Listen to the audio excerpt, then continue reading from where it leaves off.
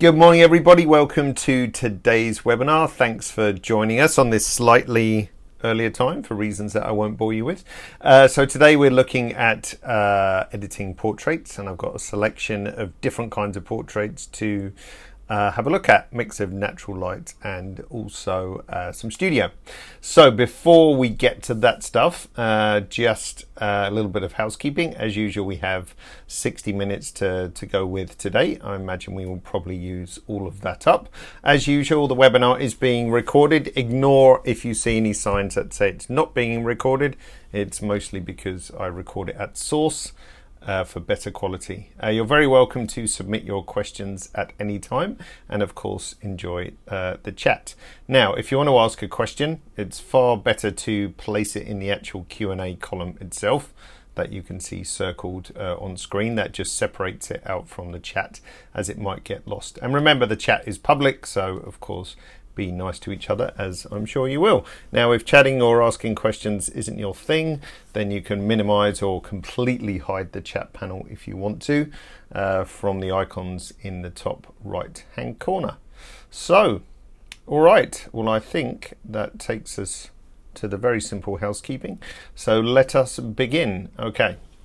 So you can see on screen a collection of things that we're going to attempt to edit from various different cameras and different styles and so on and so forth, and hope we can pick up a few different techniques along the way. So we've got some environmental sort of portraiture, we've got a daylight one just shot recently, actually, a couple of studio ones, and then we've got a sequence here if there's time just to do a quick copy paste, as I thought it might be interesting just to see sort of a similar flow where we can, you know, copy paste the same settings across, and a couple of things that might be useful in that respect. So let's just go for this beardy guy on screen right now. This is from Chris Gibbs in Alaska.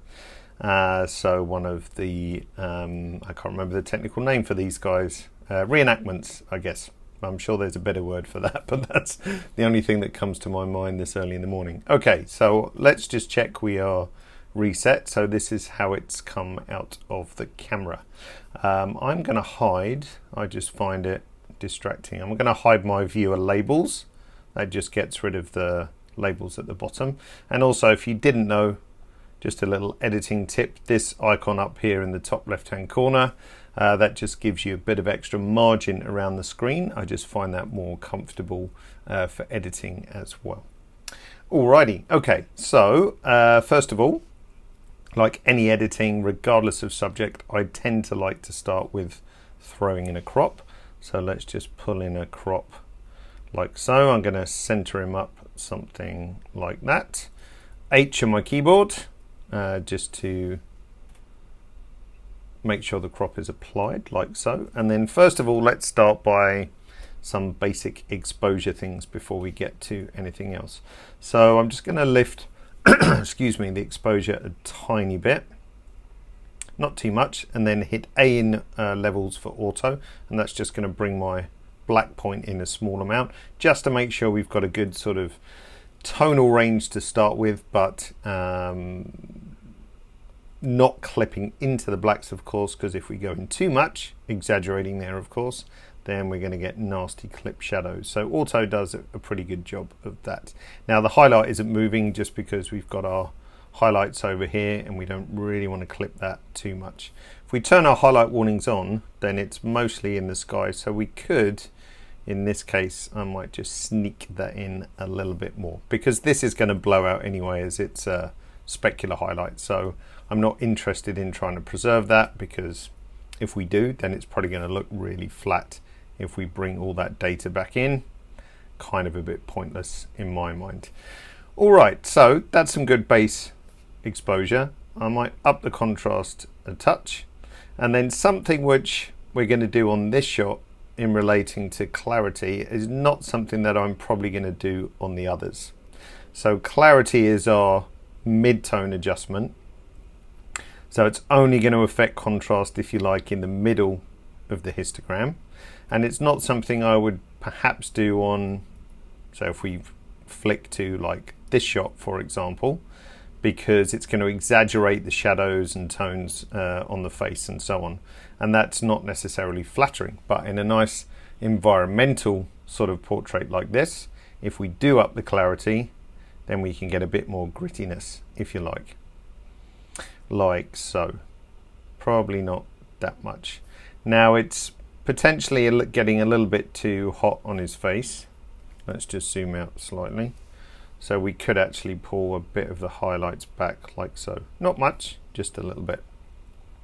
And also he's got all this great detail in his beard and so on. So another thing which I wouldn't normally do on a beauty portrait or whatever is to add a bit of structure. But what structure does is going to enhance all this kind of fine edge detail. So if we bring up structure a few points, not by much, that's just going to even more add to that as well. And once again, that's possibly not something I would do on a beauty shot, but it works fine on this. So if you want to see the combined sort of result of clarity and structure, if we hold the Alt key down, click on the reset button, then we can see before and after, like so. So just a bit more punch, if you like. All right, so that's pretty good in that respect. And now what I want to do is kind of focus on him a little bit more. Now there's kind of quite a lot of red in his face. So what I might do, if we go to our color editor, let's just go to advanced. I'm just going to click on his skin tone and try something.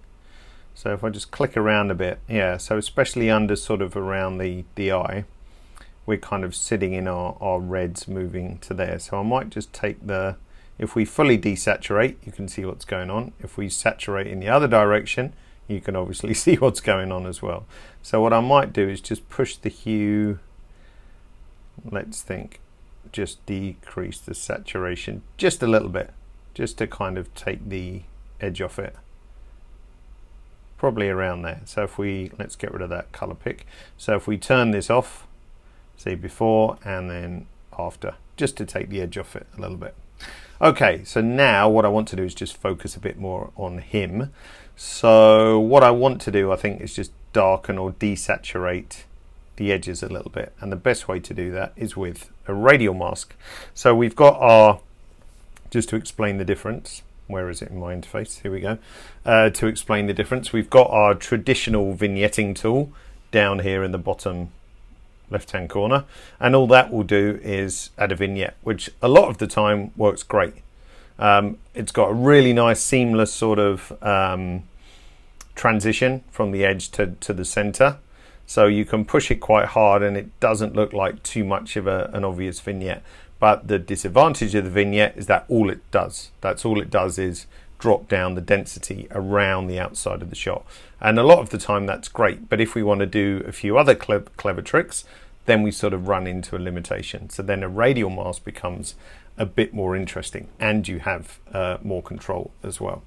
So let's make a new layer. We're going to call this radial, like so. And then we choose our radial gradient mask here from our cursor tools. And I'm going to stick that in the middle, something like that. And the lines, of course, they relate to the feathering. So obviously the further they are away, the more the mask is going to feather, and the closer they are, the harder the mask is. So if I press M on my keyboard, so you can see the mask, that's obviously how hard it is if you move the lines together. And if we bring it out, then we can see the feathering. And of course we can make the mask a bit larger as well. If we want to spin it, we can just hover over the middle, and then the dots, or the handles as we call it, you can then change the shape. So I'm going to go for a pretty normal mask like so. I might just open up this way a little bit. Something like that. Okay. So now the nice thing is about having this on a layer, we can use any of our tools. So not just density that vignetting would do, of course, we can do something else. So I'm going to take down the saturation because this is quite distracting, I think. So let's just drop the saturation down. So just to cool that off a little bit. And then we could drop the exposure. If we do that, what you'll find is that the darkest areas will get very dark quite quickly. And that might be okay, but it also might be a bit too much. So another tactic you can try is brightness, and that will just deepen the midtones a bit, so that's a bit more subtle, and I think gives a nicer effect as well, like so. So I'm going to go something around that. Now if we want to turn that layer off, then we can see before and after, just to give a bit more focus to our man himself. Now the last thing I want to do with this one, otherwise I'm going to spend a whole hour just messing around on this shot, I'm going to make a new filled layer, and we're going to put, let's try a little color grade on here. And the reason to do it on a layer, like a lot of things, is just to give you a bit more flexibility. Now by adding the filled layer, if I press M on my keyboard, that's a mask over the entire shot, so whatever we do is going to affect all aspects of the image. So you might think, well, what's the point? You might as well just do it on the background. But by having it on a layer, we can combine various different tools together, and we can also play around with the opacity as well. So let's turn our mask off, and we're going to go to our color balance tool, and we're going to have slightly colder shadows, and we're going to be a bit careful with the midtones, because you'll see the midtones are kind of around the skin, so I just want to be a little bit careful that we don't freak out his skin tone too much. So it's more going to be a case of cooling off the shadows, and maybe we could chuck a tiny bit of warmth into the highlights as well. And also let's just knock out the saturation a few points in general. Now the nice thing is we can always go back to our layers, like our color grade, play with the opacity, so that 0 effect all the way up to 100. So if I've done it a bit too much, we can just dial that down. And equally we can go back through our layers. I might darken that off a bit more, like so. We could throw in a bit of highlight recovery, just a tiny bit, sort of improve on what's going on there. And then I think that's pretty much it. Okay, so if we want to see before, remember, hold our Alt key down, and then we can see before and after, like so. Now the only other thing is eyes are perhaps a little bit dark now in hindsight, so if I make a new layer, let's call this eyes, and we do this super fast. We get a draw mask brush like so, and then we just do a quick mask around here. We press M, we can see our mask. I'll just turn my flow up, so we do a quick mask on his eyes. You might want to spend a bit more time doing it than me, and then I'll just pull up, kind of eyes are mid-tones, so we're just going to raise this up a little bit like so. And now it's bleeding across here, so if I hit E on my keyboard, notice how there's a minus sign in the middle, so I can just take out that little bit of overpaint over there. So now I'm happy. There we go, just a touch, and take that down a bit. Great. All right, so I hope that was a good little insight into the first one. I mean, it's nice to be able to play around with a shot like that was done in natural light, because it's sometimes obviously not the best conditions. You don't have lighting or reflectors or any of that stuff, but there's plenty of data to just sort of pull it around a bit and do a nice edit. So has anyone asked any questions yet? No. What a quite an attentive bunch today. That's good. So hopefully that means it's all sinking in. All right, so let's go to another shot. Let's pick out something that's a little bit different this time. Let's go for this one. Now this is 100 megapixels, so it might kill the computer a little bit. Let's see. So I think this was shot on a GFX 100. Let's see in the metadata. Yep, GFX 100. So first of all, we can see the exposure's not particularly spot on. Now normally, as I said, I start from doing a crop, but in this case the exposure's off, so I just want to fix that first of all before doing anything else. Now it's, of course, we could go all the way up here and then pull the highlights back, so that's one choice, or we could stop around here because that's the skin tones probably about right, and then open up the shadows if we need to. So often when you're fixing an exposure like this, it's kind of a combination of the two. So I'm gonna probably settle around something like this as a good start point. Now I think I'm happy to crop, so we're going to crop. So let's just get rid of our light fitting over there and stick her on the thirds. So I think that's pretty good. H on my keyboard, that brings my pan tool back. Pretty sure this was in focus. Let's have a look. So this one's 100 megapixels. So what with streaming and working on 100 megapixels, it will be a little bit slower, but yep, it's super nice and sharp. Perfect. And we could, we could stop there, to be honest. Looks really good, but we might again do a bit of work to sort of separate her from the background. Levels probably don't need a great deal going on. Imagine if I hit auto, this is going to move down here, which I just want to check that we're not losing any data on the skin. So I'm going to sort of compromise by around that point, because it is a little bit flat like this, but if we go to around here, it just makes it a bit more poppy. So I'm happy with that. And a tiny little bit of contrast, because we've got some nice modeling going on in her face, so that's perfect. And almost we could say that's kind of pretty much good, but I might throw in a radial as well. So let's, same as before, new empty layer, let's call that radial so we don't forget what it's doing, and grab our radial gradient mask, and this time we're going to do a slightly different shape. So let's move it over here, spin it by hovering over the middle, and then feather it slightly, and then make it not quite so, let's not make it quite so overly, if that's a word, something like that. So again, if we press M on our keyboard, we can see the mask that it's making. And I'm just going to take down the midtones again, so that would be brightness, just a little bit like that. And if you're worried that it's making, maybe making the shadows a bit crunchy, there's no reason why you couldn't just open it up again. But if it's having too much of a fight against each other, let's see how that looks. So if we turn off the radial mask, we can see before and after. So we've knocked this down, but we haven't gone too far, if you like, on the shadows. So we've got a little bit of focus on her, but it's not too bad. All right, so to finish this, what we could do, let's just see, her skin tone is pretty good. I'm going to do a skin tone correction with the side lit one, but we could actually clean up the skin tones a bit here as well. I wonder if it's got really nice eyes.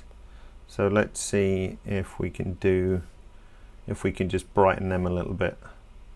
So in our color editor now, if we grab our picker and click on her eye color, it might interfere with her hair too much. So if we turn on view selected color range, yeah, everything will go to monochrome. Let's just zoom out so you can see that. So if we do view selected color range, then you see everything goes to monochrome, which is not part of that selection. So that's kind of, almost everything on her skin tone. So that wouldn't be a good way to just lighten her eyes a little bit. So what I might do is, if we go to a new layer, and let's call this lighten, because I saw a question whiz past about dodging and burning. So yes, it's possible, and it can be very powerful. So if I make a new filled layer, and let's call this lighten. Now we've got a number of different ways that we could choose to lighten. I'm going to go with a curve. So her eye, if I hover over her eyes around here, then it's kind of sitting. You see that little orange line that dances around? We're kind of sitting sort of in the shadow midtones. So if I give that a little bit of a lift, you see how everything brightens. Now this was a filled layer, remember? So if I press M, you can see it fills the whole shot. So right now what we're doing is, if you like, just dialing in the kind of adjustment that we might want to have. So this allows us to visualize, okay, is it a curve I'm going to use? Is it a combination of something else? It's got a bit flat, so could we just pump a bit of saturation in there too? So it's lightening that up as well. So now it's sort of giving me an idea of what this effect is going to do. But I only want it to happen in a certain place. So what we're now going to do is right click and say clear mask. So that's going to get rid of that mask, but I've still dialed in the kind of adjustment that I want to have. And now the trick is to then paint it back in where we want it. So I'm going to go for a smaller brush, nice and soft, and we're going to turn our flow down, because that means as I brush, it will build up the mask in these small increments of 5%. So if we go back and forth, then I'm just painting in the mask in that spot. And like this eye is a little bit darker, so I can brush more here so we can get kind of an even response between the two. And if this one has gone too far, I can press E for erase and just take it back a little bit. Now it might not look nothing has happened, but if we turn this off, then we can see before and after. And if I want to do a bit more, let's bring my brush back and do this. And if I want to change my curve, I can do so. So I can just lighten that up or darken it down a bit more like so. And just take a bit of overbrushing there like so. So just a little simple, if we turn this off, so before and after. It's like a third of a stop or something like that, but just a little bit brighter. Okay, so we could fix her skin tone. Why not? Because I mean, her skin's pretty amazing, but everybody has some variation in color. We can see it changes a bit here, a little bit on her nose, and so on. So we're going to do a similar thing for skin tone. So let's make a new filled layer, and we're going to call that skin tone, and this will show us, can't spell today, skin tone, can't spell lighten either, lighten. So what skin tone is going to do, did I make a field mask? Yes. So for correcting skin tones, we're going to use one of the best tools that you can possibly find for portraiture, which sits in the color editor in the skin tone tab. So we've got basic, advanced, skin tone. So skin tone is purely designed just for evening out skin tone color. Now it's pretty simple to use, and I'm going to give you a couple of ways that we can use it. So let's tell you what, let's get rid of that layer, and I'm just going to make a new one, not a filled layer, and call it skin tone. Like so. And what we tend to have to do if we're working with the skin tone tool is to use it on a mask, because as you saw earlier when we picked her eye color, it's very similar in tonal range to her skin and her hair and so on. So unless you're really lucky with the model's skin tone and hair color, you'll probably have to do this correction on a mask. So I'm going to go and draw a mask just on her skin tone. So this is method 1, and we're going to go to full flow. So we're going to draw a mask and just cover up everything. Let's go just around here, and we're going to punch a hole in her, sorry it sounds bad, punch a hole in her eyes and mouth in a second, because we don't want it to affect her eye color and lips and so on. So we're going to do this like so, and then if I just zoom in a little bit more, we're going to switch to E for erase, and then carefully make our brush a bit smaller, and then we're just going to take out the lips like so. You might spend a bit more time doing it than me. And then eyes, and of course if they're wearing eye makeup, this could be a consideration as well, that you don't want it to you don't want it to affect their eye makeup. So let's just take that out like so, and over here as well, same principle. Again, you might spend a bit more care than me. So we've got our clown mask, if you like. So now we're pretty sure we're only going to be affecting the skin tone. So let's hide that. Let's go back to our color editor, go to the skin tone tab, grab this picker here. So it's very important that it's this picker, that it's not this picker. So it's two different pickers. And what we're looking to do on our subject is to pick our favored skin tone, the most desirable skin tone. So not the ones that you want to correct, the one that you think this is a good representation of this person. So I'm going to go somewhere around here, like so. So now Capture One gives me this color range. If you want to see what that range is, you can say turn on view selected color range, and everything will go to monochrome that is not part of that range. So her dress, for example. So if we turn that on and off, but it's a good job we did a mask because her skin tone and hair color is very similar. Now as this is on a mask, I might just make this a bit bigger. So I want to make sure I'm capturing all the skin tones on her face. So let's turn this off, And then we've got two banks of sliders. We've got the amount sliders, which are going to change the appearance of the color. And then we've got the uniformity sliders. So first of all, let's deal with amount. So if we just do some extremes, like if I take saturation down -30, you see all the saturation goes out of her skin. If we go to +30, then obviously we're going to make it more saturated. So that's just affecting our picked color, which is the dot. So you can play around a little bit there, and also with density too. So those are pretty self-explanatory. The only difference between the sliders in the skin tone tab and the advanced tab is that their range is smaller, because it's designed for subtle changes. So in the advanced tab, they have a greater range. In the skin tone tab, they're much more subtle, which is important. Now the next part, or the next bank, the uniformity, this is the clever stuff. So again, they're called hue, saturation and lightness. But what's happening now, if you visualize this triangle here, or our color range, the dot was our picked color, so that's our whatever our favored color is. As you pull hue, saturation, lightness across, everything in that color range gets transformed to that picked point.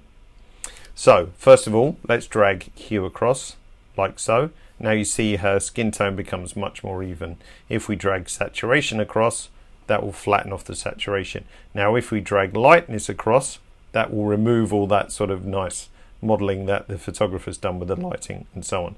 So lighting, of course, lightness we use with care. But this way it's evened out those differences in the skin tones. Now if we turn our layer off, so let's turn our layer off like so and back on, you can see the changes, that it's all been transformed to that picked color.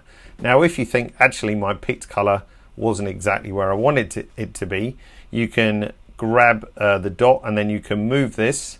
I'm going to do it exaggerated so you can see what's going on. You can move this wherever you want, so you can fine tune the skin color to your exact preference. So that's also really sort of super powerful as well. And again, skin's supposed to have nuances, so you can of course moderate how much of that correction you want to do. But it's a really sort of super powerful tool in that respect for just very quickly doing a nice even skin tone. So that's one way to do it, which was to draw that clown mask, if you remember. So let's press M and then do your color edits. Now my favored way is to do it kind of a bit more subtly. So I'm just going to delete what we've done there. Excuse me. And then we're going to do it a slightly different way. So same as before, we're going to do a new field layer this time. So that's over the whole shot.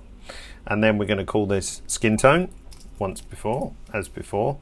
And same process, we're going to find our color editor, go to our skin tone tab, grab our color picker, think this is the nicest skin tone, for example.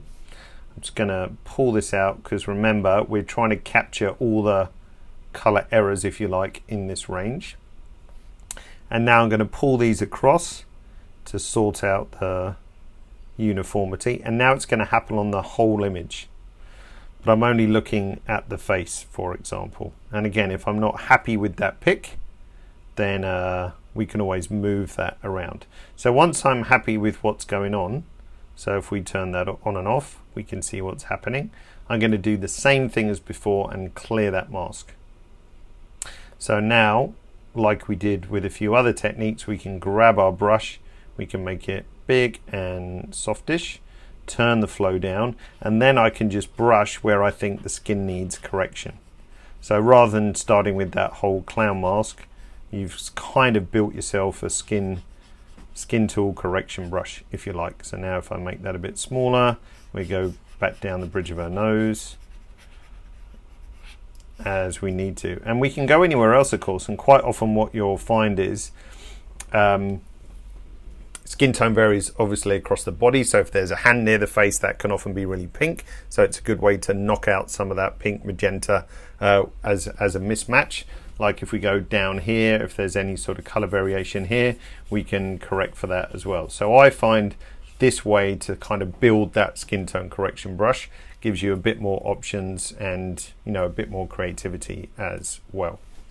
Question, can you remove the lights in her eyes? Well, you could with a clone or heal layer, but I don't think it would be super successful. And actually, without the catch light in the eyes, I think it would look a bit dead, to be honest. But I think you'd struggle to do it in Capture One. That would be more of a Photoshop job, I would think. Just seeing what Serge said. If you start with really linear response, it's not something I use a lot, mostly because if you're using linear response and if you're not sure what that means, that's to go to the curve here and change this to linear response. So that gives you a really, really flat starting point. And I think as you progress with Capture One, that's something you can look at, but it does mean you have more work to do because there's some decisions made for you in the top three curves here. So film standard, high contrast, and extra shadow. We've made some decisions on, if you like, the base contrast, whereas linear response, all of that is removed. So you have to do more work to get to this point.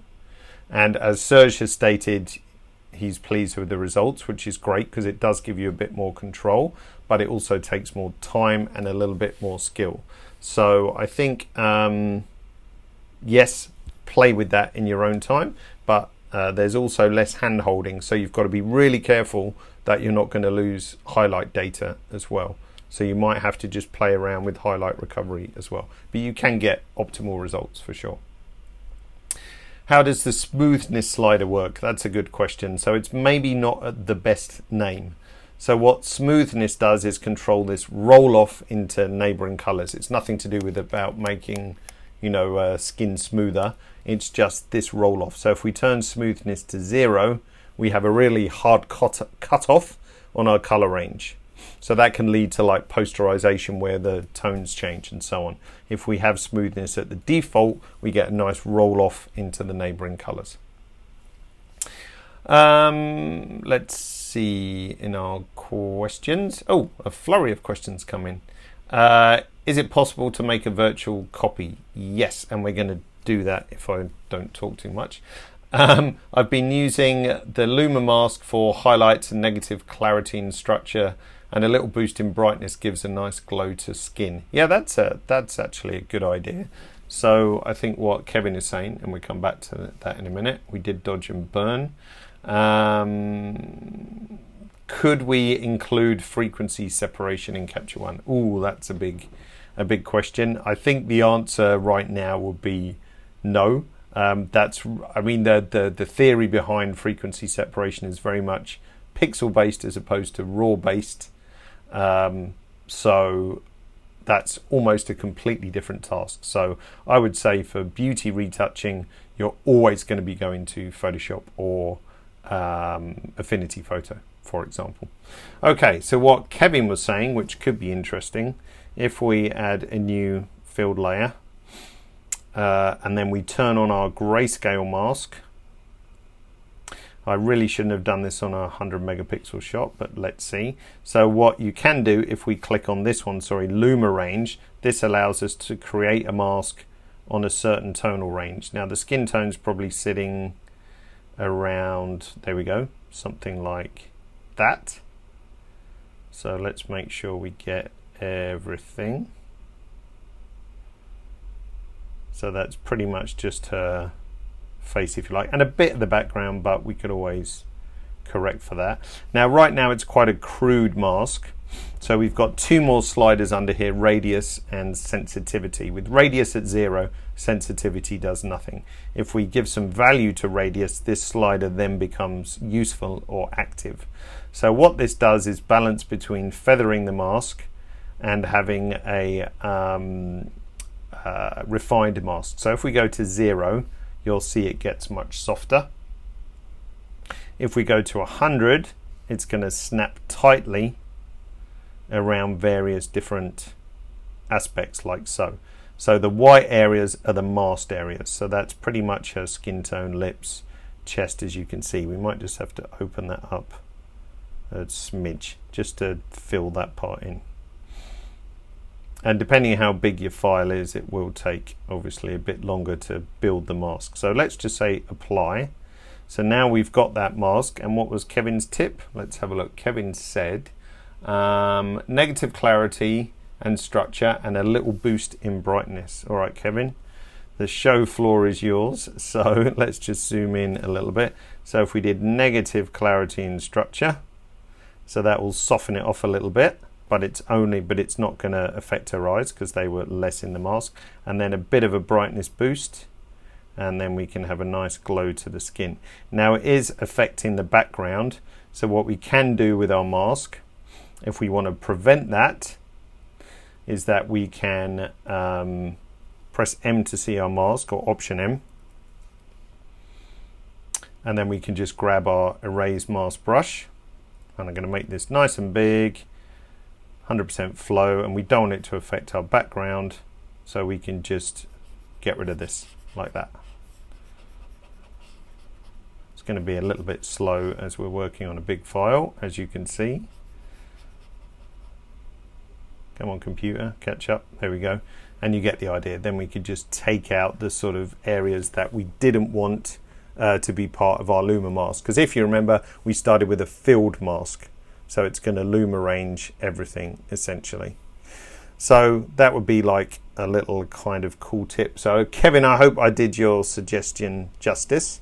But that's a nice way of just pulling out some of the skin tones as well. And then refining it, if we wish, with the erase brush as well. Let's actually zoom in and see what that did to her skin, because we kind of did that on a, if you like, on a fit screen.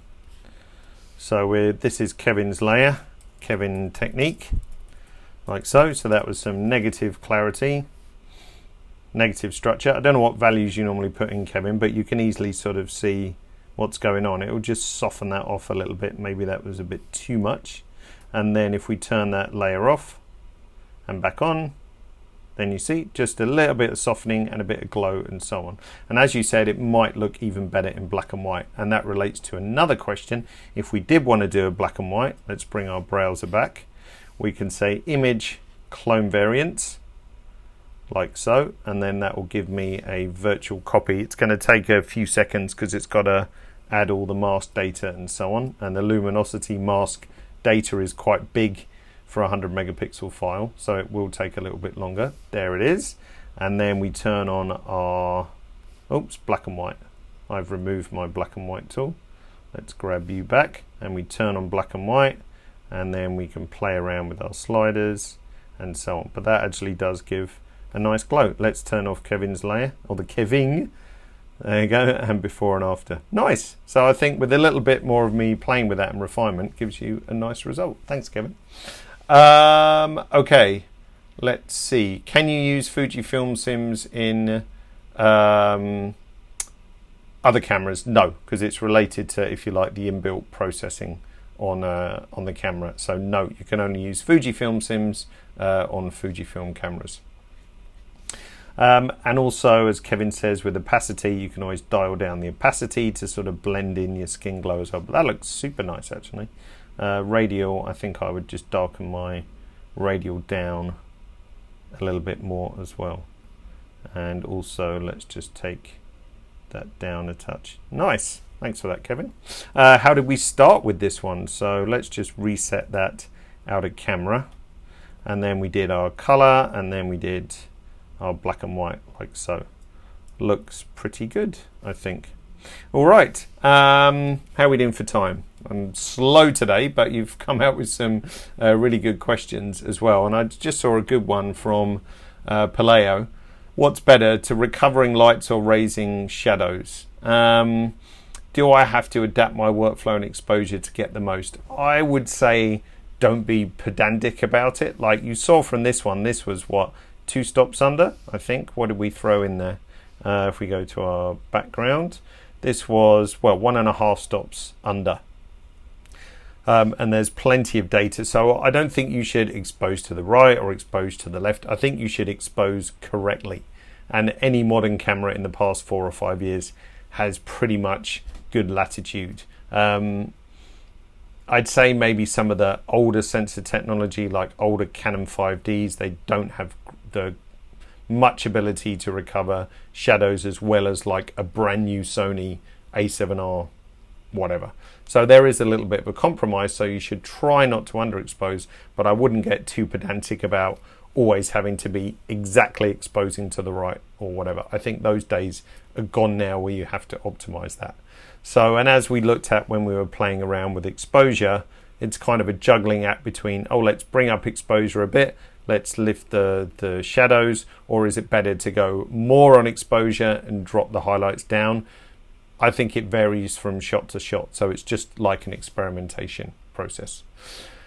Let's see. And I think, Sandra, about your shooting newborns, right, remember the way the skin tone tool works is picking the target color. So on a newborn's face, yes, their skin tones are all over the place. But if you can identify at least one area where you think that's right, then the uniformity will just pull everything else into place. And then don't forget with the color editor tools, sorry, with the skin tone tools, you can also pull around the hue and that will change the color of the skin tone as well. So you can always optimize your picked patch and then make it uniform with the other sliders. Okay, cool. All right, let's quickly do another shot, but you're asking good questions, guys, so I hope you're not too offended that we're not racing through tons of different pictures. Well, this is actually, this relates well to sort of the juggling act between how do we correct highlights and shadows and all these kinds of things. Another 100 megapixel file, so let's just, do I need to rotate him? No, I think he's good. So we won't do a full edit, but we'll talk about the highlight shadows. So this is obviously a high contrast situation. So of course we've got bright highlights coming in from the window and then very quickly falling off into the shadows on the other side. So a big range of tones. Now in theory, look, if we pull highlights all the way to the right, we get pretty good highlight recovery. If we pull shadows all the way to the left, we get pretty good shadow recovery. But it looks completely unnatural and nasty because no human eye would ever render it like this. So let's stop that nonsense. So it's a balance. So do I want to increase exposure? Probably not, because the mid-tone is kind of bang on. So I would bring back the highlights a little bit and open up the shadows a touch. Now I don't want to go further than that because then we're losing the sort of depth of the shadows there. So I would go back to some extent. The only thing I might want to do is to pull open the shadows or highlights a bit more just on his face, which is why it's super useful for the skin tone, for dodging burning, local adjustments, and so on and so forth. So in this case, what we could do, if I wanted to open up the shadows a bit more on his face, we do the same thing before. So I'd make a new filled layer, once again, so I can visualize what's going on. And let's call this lighten shadows. And then we could experiment with what we want to do. So I might just want to open up the shadows a bit more to something like that. And I'll probably go too far than I would think is the final setting. And the reason why we don't want to do this over the whole shot, because it's now brightening up that area a bit too much. So now if I go back into my layer and say clear mask, grab my draw mask brush, and then make this nice and soft and drop the flow right down, we can just gradually open up the shadows on this side a little bit. Now the effect that's coming in will be very gradual, so it might not look immediate obvious, but if we turn this layer off and back on, then you can see the difference. So once again, if I turn it off and back on, then we can see it's just opened that up a little bit. Now if I want to do more, like if we wanted to balance his eye a little bit, I could actually brush more in just that location. So if I brush back and forth, back and forth, back and forth, that will build up the mask more in this area compared to everything else. So if we look at our Grayscale Mask, display Grayscale Mask, or Option M, so you can see this is his eye and that's the side of his face. So the net effect of my shadow lift, So this guy is going to be more around his eye than it is anywhere else. So that's the beauty of using this kind of flow build up, is that your mask can be a lot more subtle and a lot more varied, and it avoids you then having to make another mask for the eye or something like that. So if we bring that mask back in, turn the mask off, whoops, M on my keyboard, and let's turn that back off and back on. And again, if it's not doing enough for his eye, what we could do, we could bump this up a bit more, and that's probably a good balance. And then I could always erase out some of the other parts. But now if we zoom out and we look at that, then off and on. So it's just subtle, but maybe just to open it up a little bit. And like before, his skin tone variation is quite broad, and we've got sort of where the highlight hits his nose, it's kind of lost his skin tone. So we could do a similar thing, and for Sandra's benefit, if we click and do a new filled layer, again call that skin tone. Remember, that's covering the whole shot, so this is going to affect everything. So we go to our skin tone tab. I'm going to peer at my screen and think, well, his skin tone is kind of nice around here in density and color. So I'm going to click that, and then we can, and remember, if you've got some, I think JD was saying, if you've got some weird tones or like blue tones, there's no reason why you can't have like a really wide net, so to capture all the possible bad skin tones in the shot. He is probably only sitting in this kind of range, so I don't need to expand it more than that, but there's no limit to how much you can expand that. And then I'll bring hue across. See how his lips changed? So I'll bring hue across, and then saturation and lightness. You see that's going to try and equalize it, but I don't want to go too much with that, so just a little bit like so. And now I will go back to my layer, right click, clear the mask, grab a brush, make this a little bigger, just up that a touch, and then now I can just zap in that color correction. And it's really only on this part of his face. There's no point doing the whole sort of clowny mask, because it was only sort of really on the right hand side where our color temperature of the light is going to be a bit different, because there's also some probably reflections coming off the warm tones of the walls here. That's warming up that side of his face in comparison to this side. So now we can just do that. Now also, if I wanted to, I could go and pull in a bit more highlight correction. See? So just a few more points. So now he's got a pretty good even skin tone. If we turn that layer off, and you can see before and after. I mean, it's really mostly here and around here. And there's nothing wrong with his skin at all, of course, but we can just make that look a bit more even. So as for the rest of the shot, it doesn't really need anything else. It looks kind of nice out of camera.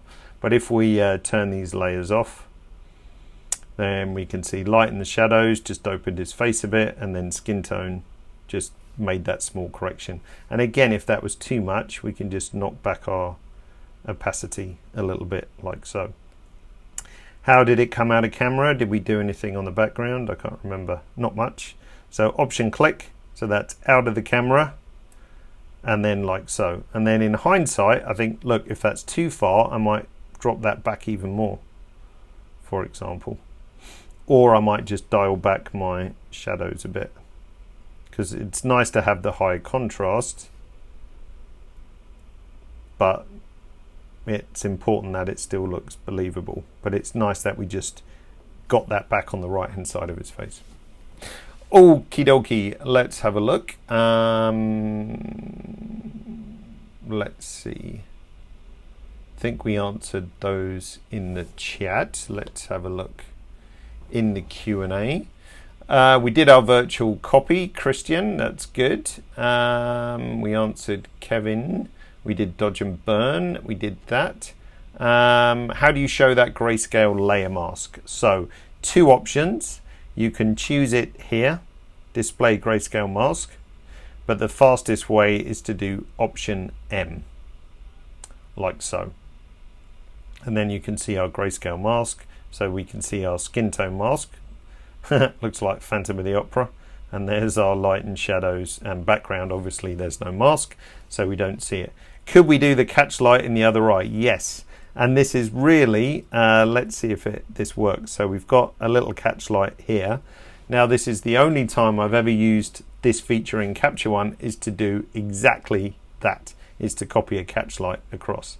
So if we make a new clone layer, and let's call that catch light, see if we can catch Lewitt. We grab our brush, we're going to zoom in so we can see what we're doing, and we're going to have a much smaller brush, and what we want to do is hold our Alt key down and say I want to copy this, and you see that it might be hard to see, but there's a little tiny circle there, and then I go across, and then our catch light is sitting around here. So if I mask that in like so, and then you can see the effect. Now the density is kind of wacky. Hang on, let's get rid of that. So that's obviously not very believable. So what we could do is, instead of, let's try, it might not be successful on this one, we can change this to heal, because then it will modify our luminosity, but it might take a while on this shot, so it's not much better. So I think in this case it's probably not going to work. But what if we take our erase brush and we have a super small brush, and then we literally go in like a fine tooth comb and just do that. And what we can probably then do is take our opacity down to something a bit more believable. Let's see, did that work? Let's have a look around. Actually, not too bad. So I've used that technique a couple of times, even more. I think we could take that down a bit more. There we go, just so we've got a little hint of catch light, like so. So the important thing is, when you have your draw mask brush, is that it's option click to pick the source layer. Capture One will attempt to do it automatically, but 99% of the time your eye is better than Capture One's eye. So option click to set the source point, like so. Yeah, so but the other thing to know about this layer is that it's only one source point per layer. So if we wanted to do something else, like, I don't know, fix a blemish or whatever, then we'd have to do another layer. If you want to get rid of simple spots, then don't forget we can use the spot tool. So change it to spot, grab the cursor here, and then we can get rid of our spots. So he's got a couple of stray hairs or whatever, so we can just zap those quite easily with the spot tool, like so. And that's something you can do at the end of a shot, like so. So yes, we did manage to do a catch light. Awesome. All right, okay, I think we need to do one more. So it might not be a 5-portrait webinar, it's a 4-portrait webinar, but we can do one more. So let's grab this one from Brandy. If you've been following our Instagram account this week, this is Brandy. She's doing a takeover because it's sort of portrait month internally. So we've been featuring portraits and self-portraits. So I quickly asked Brandy last night if I could steal one of her self-portraits. So this is her. And then we were also doing a takeover with Emily. So this isn't Emily, this is a friend of hers, but let's see how the time goes. We're gonna go for Brandy first. So I've already cropped it, so to save time I won't crop again. And what Brandy did, I had a look at the final image, and she'd done a fair amount of Photoshop work. So I said, I probably can't match what you've done in Photoshop, but I can have a good go at doing something else in Capture One. So first of all, before we get to anything else, because this is more about color toning and grading, let's just up our exposure a little bit and do A for auto, and let's have a bit more contrast. So contrast wise, that's looking kind of a bit more interesting. And then Brandy went for a super blue tone. So I'm going to make a new filled layer, and then we're going to call this color grade like so. And we're going to go to our color balance tool, and in the master tab we're going to chuck a big bunch of blue in to the whole shot like this. So just to get that cold tone. Now I would prefer it if her skin didn't go as much as that. So remember, this was a filled layer, so what we can do is knock out, if you like, a bit in the mask as well. Oh, shush Alexa. Sorry, Alexa's kicking off in the background. So I'm going to grab my erase brush, like so, go in a bit closer. And then what I will do, I will keep the flow sort of down a bit, and then we can just gradually knock out those areas, and then just so her skin doesn't get too pallid, if you like, because we've got a nice bit of warm tone going back in there. So if we turn that color grade off, we can see big bunch of blue goes in everywhere else, but we keep her skin with a little bit more warmth. Now if that's too much, if I do Option M, you can see the mask like so. So maybe I went a bit too far because we're sort of almost at full black. So I think what I'm going to do is I'm going to fill the mask again, and I'm going to give that a second do-over. And this time I'm going to turn my flow down even more, and then gradually just bring the skin back a bit, because I don't want her to be too much of a different color, if you like. So let's see now, if I do Option M, see it's a bit more subtle, and let's just fill that bit in the middle like so. So that's the first part. So we've kind of got a nice blue tone going on. What else had I done on the other shot? Actually, that's what I did last night. It's not far off. It's a bit more contrasty, but I think that's fine. Quite like the contrasty look. And let's have a bit of basic vignetting. Or actually, I think this one, I prefer it's the light and airy look, you know. So in our lens corrections, I'm going to change light fall off to 100, so it's as even as it can be, because I think that's better. And then finally, we can throw in some grain. So let's grab our film grain tool. Let's zoom into 100% so we can see what's going on. And I'm going to choose, let's go for soft grain. So these are different grain types, if you like. And they're based on sort of examining film and trying to emulate that. So the way grain works in Capture One is that we don't just put an overlay on top, it actually interacts with the image underneath, so it looks much more natural, because the grain pattern is going to vary based on whether it's a shadow, a midtone, or a highlight, and so on. So let's try soft grain. Impact is, if you like, an opacity, so how visible the grain is, and granularity is how grainy it is. So we can moderate that to something that looks about right. So let's pop film grain back in. So that looks pretty nice. The butterfly is a bit blown out. Now I don't know how much there is information back in there. So if I pull the highlights back, let's see what happens. That affects too much of the rest of the shot. So we're just going to do a mask on the butterfly itself. So if I make a new layer, call that BF, butterfly, BF. And then I think if I just, let's see if, I wonder if I can just do this as a quick and dirty mask. So let's just roughly paint our butterfly in like that, and then just pull the highlights down. So let's go for a bit less highlights. There we go, because it's a bit distracting, I think, having this big bright thing kind of in the center of the shot. So if we can just knock that down a bit, then so much the better.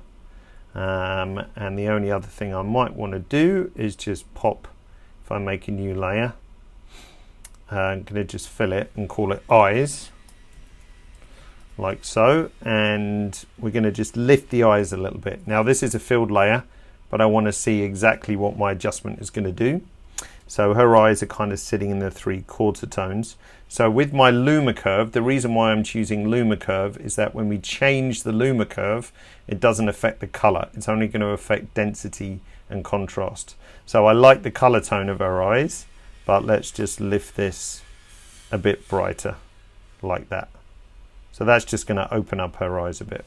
Now once again, right click, clear the mask, grab a brush, and I'm going to have a lower flow, and then we're going to give a few swipes back and forth, and this one might have a bit more, ever so slightly.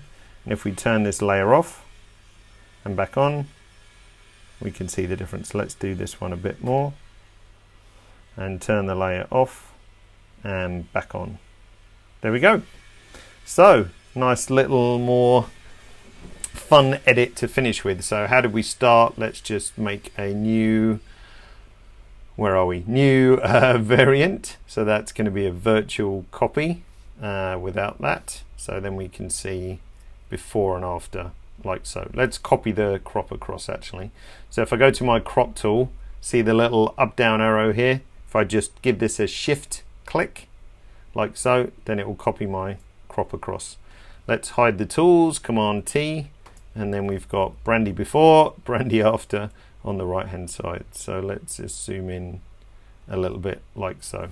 So that's a cool edit to finish off with, I think. Now the only thing I maybe is just, in hindsight, if we go to my butterfly layer, butterfly, and I think give that a bit more highlight recovery, like so. It's always the nice thing about working in layers as well, is that you can always go, you know, back through that layer stack and just play around with the opacity. So if the color grade was, you know, a bit overly ambitious, then we can go anything from 0 all the way up to the full effect. So I think there is kind of a nice compromise, like so. And there's our butterfly. So if that was too much, we could dial that back. And then eyes wise, that just opened them up a little bit. And I think that's fine. So I wouldn't feel the need to play with the opacity, but it gives you that flexibility to do so. Cool. So I don't think we quite made 5. What do we get? We did 1, we did our dude, 3, and then we did Brandy. So failed in that respect to get through 5. But I said you guys had some really good questions. So I think hopefully you're not too disappointed. And there was some good techniques to learn as well. Let's hide my tools, Command T. So that's what we ended up with. Great, let's have a last look at the few questions. When you import portraits, do you apply an auto correction as a starting point? No, it's funny, like some years ago I used to have like a default preset that I would apply, but I don't really do that anymore because I just find that my editing is kind of quite individual. You know, I'm an amateur, if you like, so I don't have a style or a brand that I need to adhere to in terms of color toning, and I experiment a lot because obviously I have to try and learn a few different things. So my editing style is kind of all over the place. So I don't have that color toning I have to nail. So quite some time ago, I sort of stopped having a default preset, if you like.